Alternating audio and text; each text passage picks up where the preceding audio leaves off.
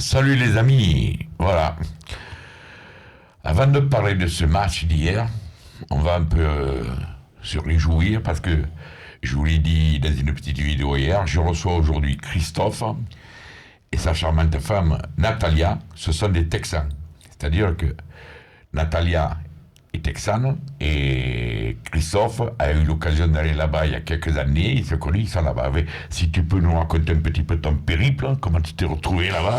Alors ça fait 14 ans que j'habite aux États-Unis, ça fait 35 ans que je suis supporter de l'Olympique de Marseille et j'ai rencontré ma charmante femme à San Diego en Californie et on vient de déménager à Austin au Texas. On a eu l'occasion de venir voir la famille et donc j'ai supplié ma femme pour venir à Marseille pour venir voir le match Marseille-Montpellier, ça tombait le week-end et donc on est resté pour voir le match.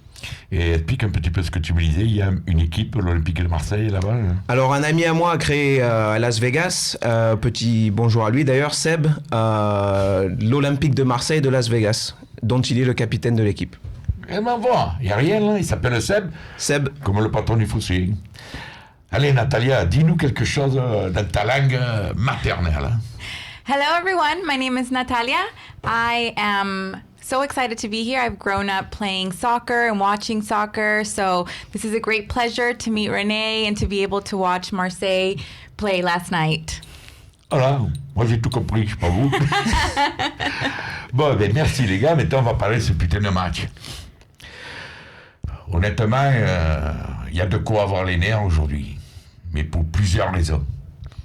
Et hier, j'ai eu l'occasion un peu de le dire à la troisième mi-temps, mais il y a de quoi avoir les nerfs. D'abord, je vous dis franchement, j'ai pas envie d'incriminer tous les joueurs. Parce que les joueurs, ils font ce qu'ils peuvent. Il y a accumulation de matchs. On a joué jeudi. Il a fallu aller là-bas en Allemagne, revenir. Hier, on rejoue encore jeudi avec un effectif réduit à peau de chagrin.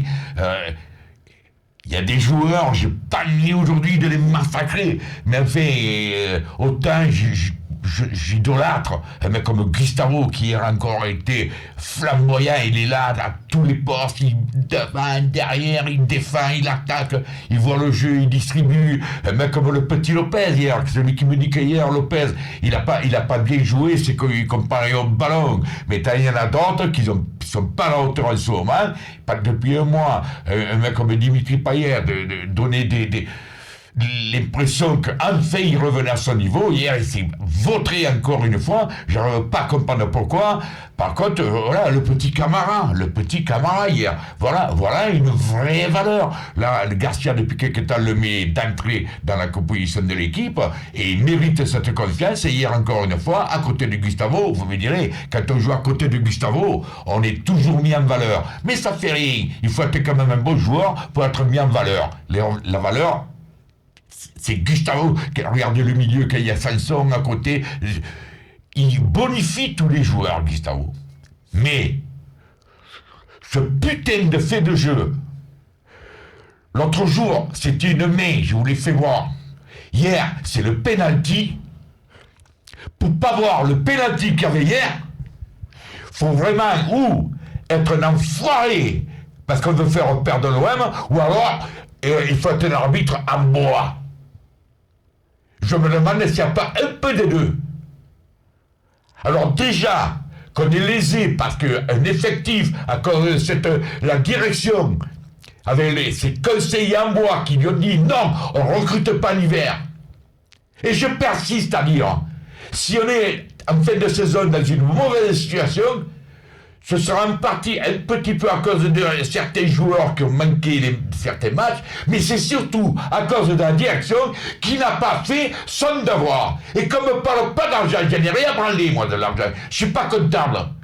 Quand on prend un club, c'est comme l'Olympique de Marseille, il faut regarder un peu des jujubes. C'est pour dire allez, j'achète et on ne sera pas sur laurier, non. Jeudi, on va jouer encore en Coupe d'Europe, la Ligue Europa. Dans quel état vont être nos joueurs? Il nous manque Thauvin, il nous manque Rami, il nous manque Mandanda. On arrive quand même à faire un match nul contre Montpellier. À la limite, c'est parce qu'un exploit. Imaginez demain, hier, il y aurait eu Thauvin et Rami derrière. Ça aurait pas trop changé par rapport à Camara, mais ça aurait permis à Gustavo d'être au milieu, de peut-être plus s'attaquer, d'être plus altruiste. Voilà, j'arrive pas à comprendre j'arrive pas à comprendre ces arbitrages à la con, en bois, j'arrive pas à comprendre. Je me demande comment on fait pour avoir un arbitre qui va aller à la Coupe du Monde. J'arrive pas à comprendre qu'on n'ait pas recruté minimum 2 joueurs cet hiver. Et j'arrive pas à comprendre que certains joueurs qui veulent être soi-disant des leaders ne sont pas à leur niveau. Voilà. C'est sympa, c'est toi, Christophe. Je vais te rejoindre sur le fait que les joueurs qui jouent autour de Gustavo s'illuminent, deviennent très bons. Le niveau de Payet, il est ce qu'il est. Il faut qu'il se mette un peu du plomb dans la cervelle, je pense. L'arbitrage de Ligue 1, c'est exécrable. C'est approximatif. Il manque toujours des petits détails qui font que nous, on perd des points. Voilà. Voilà, après, on a beau dire à faire, dernièrement, on nous sifflait peu de pénalty pour nous. Et ça recommence, cette espèce de cercle vicieux, en fin de saison. Je suis persuadé que si on compte les points, si on nous rajoute les points qu'on nous a fait perdre, déjà nous on en a perdu de notre faute, mais enfin, on s'est bien repris par la suite en début de championnat grâce à Garcia qui a changé son système de jeu. Mais si en plus on doit avoir contre nous les blessures, les suspendus et les fautes d'arbitrage, on ne pourra jamais s'en sortir. Voilà.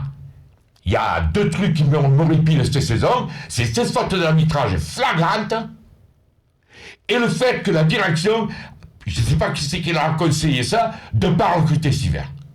Après, le fair play financier, le pas tel le coup fait comment? Paris, ils ont dépensé 1 milliard depuis 4 ou 5 ans. Nous, on a mis 200 millions, on va nous emmerder pour le fair play financier. Je compare Paris, je veux rien savoir, moi, dans les comptes. Mais c'est un constat que je fais.